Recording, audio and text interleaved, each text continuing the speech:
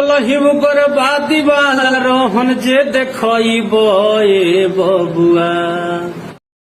Hello दोस्तों, कैसे हो आप सब। आई होप आप सब बहुत अच्छे होंगे। दोस्तों अभी एक वीडियो ट्रेंडिंग में चल रहा है जो कि छपरा के सीआरएफ के जवान एक गाना गाए हुए हैं जो कि काफ़ी हिट हो रहा है। तो दोस्तों आप भी ये गाना सुनिए, अगर आपको अच्छा लगे तो आगे भी ज़रूर शेयर कीजिएगा।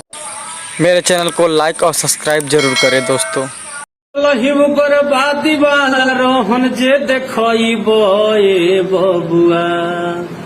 बिना सोचे समझे जे ट्रेन लहकइब ए बबुआ। तुका मलेटरी में जइब ए बबुआ।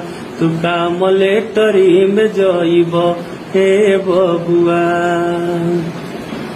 अरे तुर फर को के उत्पात मचावेला, अपने देशवा के अपने छति पहुँचावेला। तुर फर को के उत्पात मचावेला, अपने देशवा के अपने छति पहुँचावेला। कवन करनिया पो अरे कवन करनिया पो देश भक्त हइब ए बबुआ। कवन करनिया पो देश भक्त हइब ए बबुआ। तुका मलेटरी में जइब ए बबुआ। तुका मलेटरी में जइब ए बबुआ। बिना सोचे समझे तू करेल बवाल हो। तू ही बताव कैसे हो खबर बहाल हो। बिना सोचे समझे जदि करब बवाल हो। तू ही बताव कैसे हो खबर बहाल हो। पूरा शहर जब आगी में जरइब ए बबुआ। पूरा शहर जब आगी में जरइब ए बबुआ। तुका मलेटरी में जइब ए बबुआ। तुका मलेटरी में जइब ए बबुआ।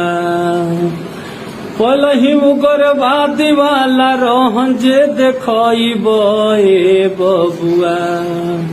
पलही मुगर बादी वाला रोहन जे देखइब ए बबुआ।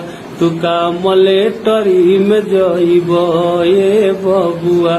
तुका मलेटरी में जइब ए बबुआ।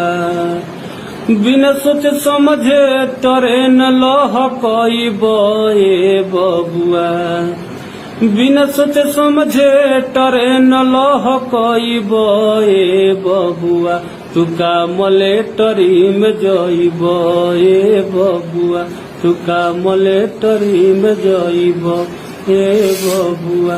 तुका मलेटरी में जइब ए बबुआ। तुका मलेटरी में जइब ए बबुआ।